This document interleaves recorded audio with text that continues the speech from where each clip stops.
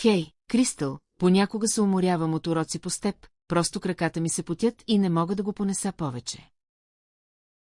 Не се притеснявай, сваляй си обувките за степ, без проблем това ще те отведе на масаж. Мислиш ли, че е добра идея, Кристал? Да се страми? О, добре. Ето го, надявам се да можеш да ми направиш масаж. Да, надявам се да ти масажирам краката, Мина. Приятен масаж, Кристал, благодаря ти.